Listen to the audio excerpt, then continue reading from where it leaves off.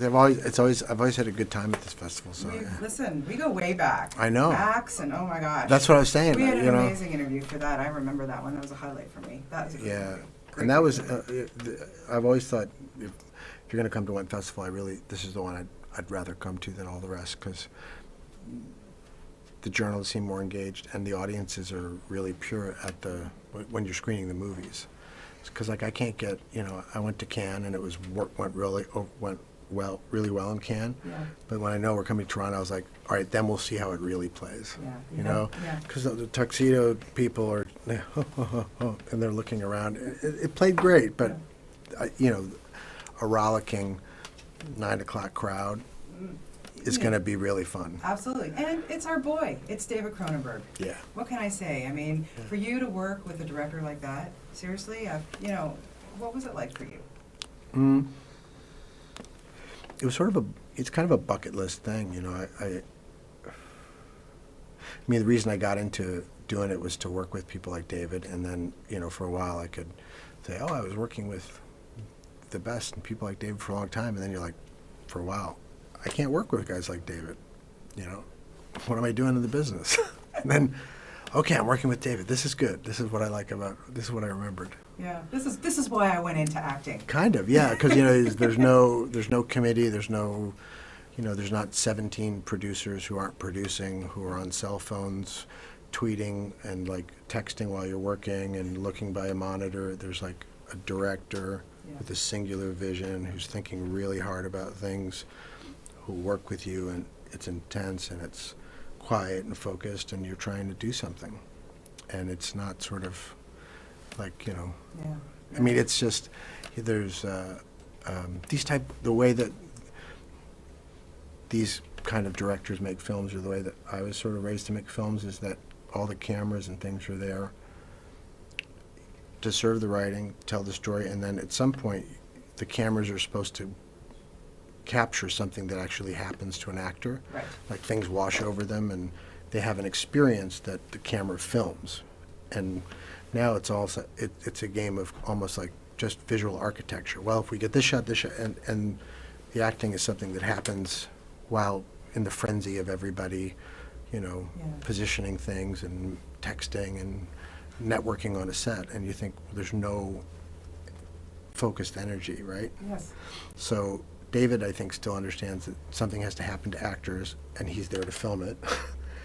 And so, so I got to do and I got to do Maps to the Stars, and I got to do Love and Mercy. Those are the types of films where those things happen.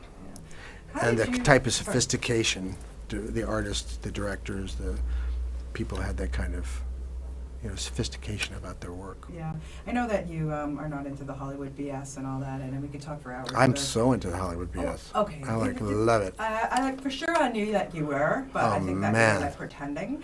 But honestly, John, how did you not turn into a Benjie Weiss? What was, Let me think. Nobody in your family. You're all so grounded and amazing actors, and it's all about the craft for you guys. Well, what happened, the nice thing, there was a lot of, the shock therapy, where they put the rubber thing in your mouth, and then they do that. Yeah. So we had that. I had that for... Your parents allowed that? Allowed it. They committed me. So I was in... Anyway, I had a lot of shock treatment. John, come on, seriously. How do you... Come on. You're so great at what you do. Your sister, I can't stop watching. You guys are so grounded and normal. How do you just set this crap aside and stay focused after all these years, What is it? Is there a secret to it? I don't know. I think I've never had an issue with actors or directors, and it's really just the culture around it, where it can be kind of tough. But it's not something that you should really complain about too much, because you still get to make movies and you still get paid really well, and so it's not something you can really complain about. But I think one of the things is if you live somewhere else and you talk to people who are into other things and have other interests, And then to me, I just live in Chicago, and when I'm in Chicago, it's, real life is going on.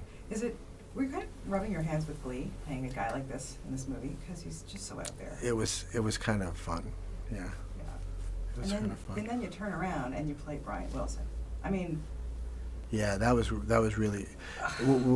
This was sort of like I had done so many dark characters in movies that, you know, some of them would be like, you know, some of the studios sort of just cut them and took them and kicked the director out and, you know, did what happens to movies.